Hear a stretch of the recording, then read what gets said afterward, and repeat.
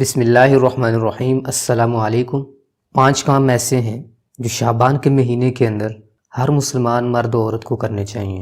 شعبان المعظم کا مہینہ بہت ہی زیادہ مبارک مہینہ ہے اور یہ ہجری سال کا اسلامی سال کا 8واں مہینہ ہے اور یہ رمضان سے پہلے آتا ہے، تو اس کے اندر آپ 5 کام لازمی کریں۔ اس مہینے کے اندر سب سے پہلا کام یہ ہے کہ آپ اس کے چاند کو دیکھنے کا اہتمام کریں۔ ویسے تو ہر مہینے کا چاند دیکھنا سنت ہے، لیکن آپ صلی اللہ علیہ وسلم شعبان کے مہینے کا چاند بہت زیادہ اہتمام کے ساتھ دیکھا کرتے تھے۔ دارقطنی میں ایک حدیث ہے جس میں حضرت عائشہ رضی اللہ تعالیٰ عنہ سے روایت ہے کہ آپ صلی اللہ علیہ وسلم جتنا شعبان کے مہینے کے چاند کو دیکھنے کا اہتمام کرتے تھے، حفاظت کرتے تھے، اتنا کسی اور مہینے کے لیے نہیں کرتے تھے۔ تو اس لیے اس کے چاند کو دیکھیں، اس وجہ سے کہ ایک تو یہ مہینہ برکتوں والا ہے، اس کے بعد رمضان کا مہینہ آ رہا ہوتا ہے، تو جب ہم اس کا چاند دیکھیں گے، اس کی تاریخوں کو گنیں گے، تو ہم رمضان المبارک کا انتظار کرنے والے بن جائیں گے۔ اور اس مہینے کے اندر دوسرا جو کام کرنا ہے وہ ہے برکت کے لیے دعائیں۔ اپنے لیے بھی برکت کی دعائیں کریں اور دوسروں کے لیے بھی کریں۔ جو آدمی دوسروں کے لیے دعا کرتا ہے تو اس کی دعا جلد قبول ہوتی ہے۔ لوگوں کو دعا کے لیے کہیں اور آپ کسی اور کے لیے کریں۔ اس مہینے کے اندر اللہ تعالیٰ سے برکتیں مانگیں کہ اے اللہ، اس مہینے کی جتنی بھی برکتیں ہیں ہمیں ان سے محروم نہ کرنا، بلکہ وہ ساری برکتیں ہمیں عطا فرما جو اس مہینے کے اندر ہیں۔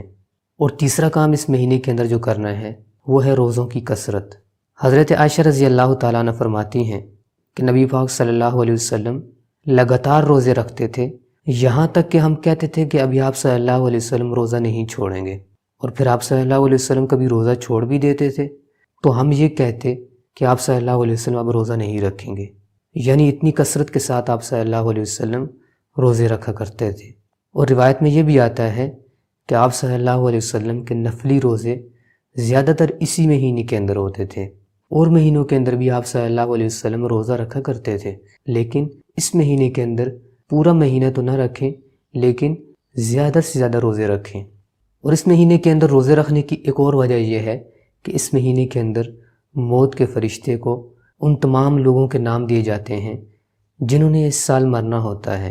تو روزوں کا اہتمام کریں، پورے مہینے کے نہ رکھیں، اور نہیں تو کم از کم 13، 14 اور 15 تاریخ کا روزہ رکھ لیں۔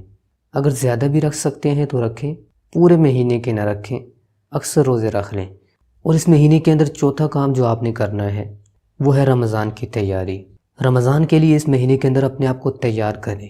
تیاری کیسے؟ کہ اس مہینے کے اندر آپ کثرت کے ساتھ روزے رکھیں گے تو آپ روزوں کے عادی ہو جائیں گے، عادت بن جائے گی۔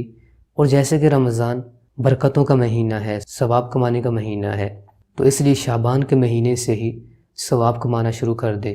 غریب لوگوں کے اوپر خرچ کریں، صدقہ کریں، لوگوں کے حقوق کا خیال رکھیں۔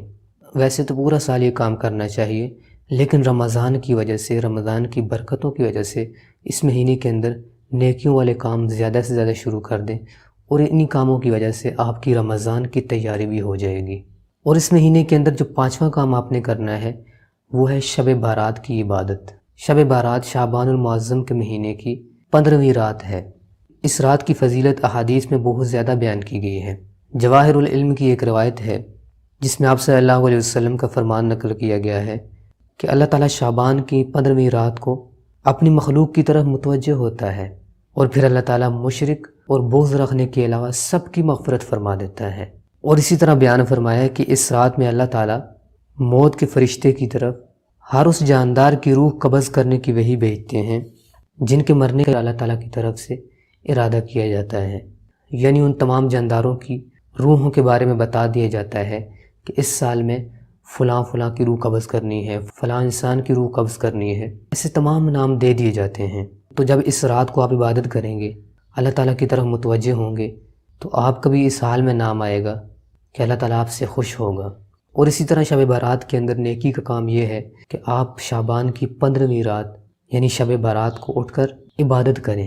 اکٹھے ہو کر عبادت کرنا ضروری نہیں ہے، گھر میں کہیں بھی آپ عبادت کر سکتے ہیں، جتنے چاہیں آپ نوافل پڑھیں اس رات کو، انشاءاللہ آپ کے لیے بہت زیادہ ثواب لکھا جائے گا۔